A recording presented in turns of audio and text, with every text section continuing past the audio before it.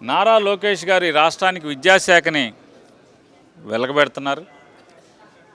ఆయన విద్యాశాఖ మినహా, విద్యాశాఖ సంబంధితమైన విషయాలు మినహా అన్ని విషయాలు నాయేనంటాడు, అన్ని విషయాలు నేనేనంటాడు. నేనే ఫ్యాక్టరీలు అంటాడు, నేనే ఫ్యాక్టరీలు తెస్తున్నానంటాడు, నేనే ఉద్యోగాలు కల్పిస్తున్నానంటాడు, 20 లక్షల ఉద్యోగాలు, నేనే రాష్ట్రాన్ని ఓడబడుతున్నానంటాడు, నేనే ఈ రాష్ట్రాన్ని బాగు చేస్తున్నానంటాడు, ఈ రాష్ట్రంలో రోడ్లు నేనే వేస్తున్నానంటాడు. ఒకటి కాదు, ఈ రాష్ట్రంలో చీమ చిట్టుకుమన్నా కూడా నేనే అంటాడు. ఎవరన్నా అక్రమ కేసు కడితే నాదే, నేనే కట్టించానంటాడు. రెడ్ బుక్ అంటాడు, రెడ్ బుక్ రుచి చూసారా అంటాడు. ఇన్ని మాట్లాడతాడు. కార్యకర్తలతో చప్పట్లు కొట్టించుకుంటాకి జగన్మోహన్ రెడ్డి గారిని సైకో అని నోటుకు వచ్చినట్టు మాట్లాడతావు. ప్రగల్భాలు పలుకుతావు. ఉత్తర కుమార ప్రగల్భాలు మాత్రం విపరీతంగా మాటలు కోటలు దాటిస్తాడు నారా లోకేష్ నాయుడు గారు. ఇప్పటికి ఎన్నిసార్లు? ఇప్పటికి 2-3 సార్లు డిఎస్సి మీద ఆయన సవాల్ చేస్తే మేము స్పందించాం. అరే బాబు, దేనికైనా లోకేష్ గారు సమఉజ్జీ కావాలి. ఈ రాష్ట్రానికి మంత్రివి, మొదటిసారి ఎమ్మెల్యే మీరు చేసేది, first time MLA Nara Lokesh, మంత్రి మీ హోదా. అది మేము కూడా మంత్రులకు పెట్టిన వాళ్ళు ఉన్నాం, మేము వస్తామని చెప్పి సమయం చెప్పు, డేట్ చెప్పు, ప్లేస్ చెప్పు అని చెప్పి మేము కూడా ప్రతి సవాల్ చేసాం.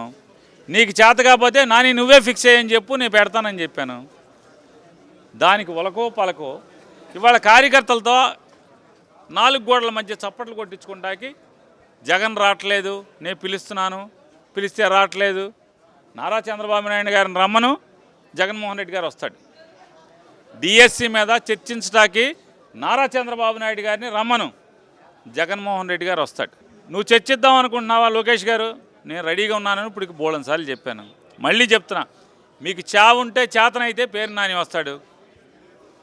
దేని డిఎస్సి మీద దేని గురించి మాట్లాడటాకైనా పాపాలు చేసి, తప్పులు చేసి, పవిత్రమైనటువంటి టీచర్ ఉద్యోగాల్లో దొంగతనాలు చేసి, ఇవాళ నీ కార్యకర్తలకి లేకపోతే నీ ఎంబడి తిరిగిన వాళ్ళకి ఉద్యోగాలు వేసి ఇవాళ నీతి కబుర్లు చెప్తున్నారు మీరు.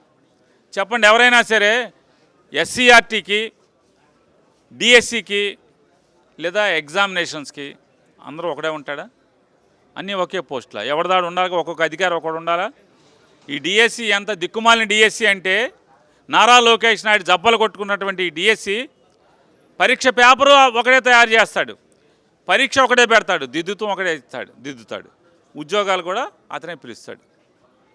ఇది ఇంత డొల్ల కాదా అని అడుగుతున్నాను నేను.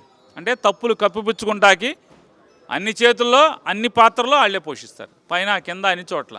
ఎక్కడ చెక్స్ అండ్ క్రాస్ చెక్స్ కూడా ఎక్కడ ఉండవు. డిఎస్సి అంటే ఏంటి? జిల్లా selection committee, district selection committee. మరి జిల్లా కలెక్టరేట్లో మీరు డిఎస్సి లిస్టులు పెట్టాలి కదా, మరి ఎక్కడ పెట్టారు? సెక్రటరేట్లో పెడతాం ఏంటి? జిల్లా కలెక్టరేట్ల దగ్గర ఎందుకు మీకు పెట్టే చావలేదు అని అడుగుతున్నా. ఆ రోజు ఎందుకు పెట్టలేదు? పెట్టాలి కదా.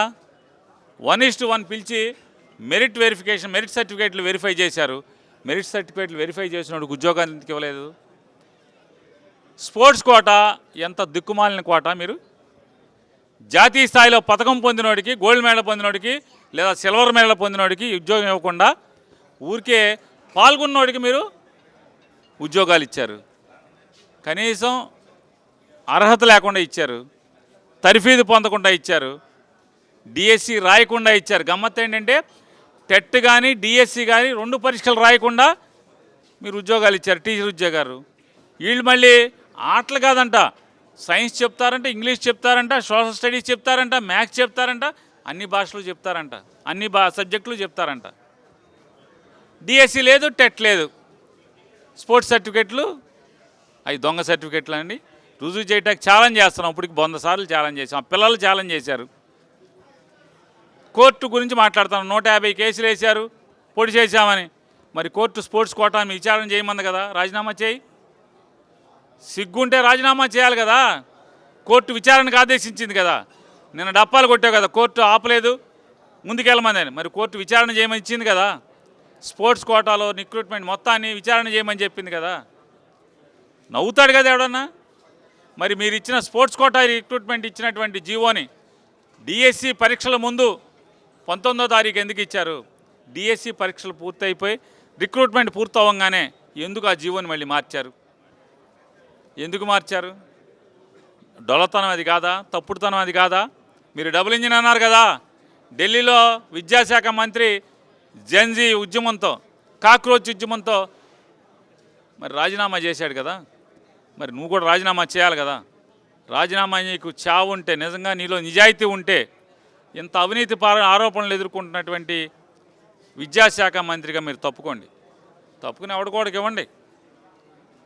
ఆశపడుతున్నాడు కదా ఆయన, ఎవరు నాకు మంత్రి ఇవ్వలేదని చెప్పని కంగారు పడుతున్నాడు, లేదా ఆశపడుతున్నాడా? నాకు ఇస్తే బాగుండని కానీ మిమ్మల్ని అడుగుతున్నాడు కదా. బోండా ఉమా గారు ఉన్నాడు కదా, ఇవ్వు, పోయిందే ఉంది.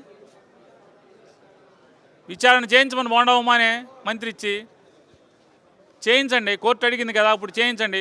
ఆరోపణలు నీ శాఖలో తప్పుడు రిక్రూట్మెంట్లు జరిగినాయి అని చెప్పని కోర్టు ఎంక్వైరీకి ఆదేశిస్తే మీరు ఎలా ఉంటారు? మీరు ఏ ముఖం పెట్టుకుని ఉంటారు మీరు? పైగా ఇంకా జగన్మోహన్ రెడ్డి గారు రమ్మంటున్నారు. నేను వస్తానయ్యా అని చెప్తున్నా. చర్చిద్దామని నీ ఇష్టం. స్పోర్ట్స్ కోటా మ్యాచ్ చర్చిద్దామా, లేదా పరీక్ష విధానం మీద పేపర్ ఇచ్చేవాడు, పేపర్ తయారు చేసేవాడు, పేపర్ దిద్దేవాడు, పరీక్ష పెట్టేవాడు అన్నీ ఒక అధికారిని ఉంచుకుని ఎలా పరీక్షలు పెట్టావు? అది తప్పు కదా. 100 ప్రశ్నలు మా దగ్గర ఉన్నాయి. జగన్మోహన్ రెడ్డి గారు 100 ప్రశ్నలు మిమ్మల్ని సంధించాడు. ఒక్కదానికి సమాధానం చెప్పకుండా డొల్ల మాటలు, ఉత్తర కుబార ప్రగల్భాలు, సుత్తి మాటలు, చప్పట్లు కొట్టించుకునే మాటలు కార్యకర్తలతో. ఇప్పటికైనా చెప్తున్నాం, తక్షణం నారా లోకేష్ నాయుడు రాజీనామా చేయాలి. డిఎస్సి పేరుతో జరిగినటువంటి అక్రమాలన్నీ కూడా న్యాయమూర్తితో విచారణ చేయించాలి. దోషులందరినీ కూడా జైలుకి వేయించాలి, ప్రాసిక్యూట్ చేయాలని చెప్పి డిమాండ్ చేస్తున్నాం.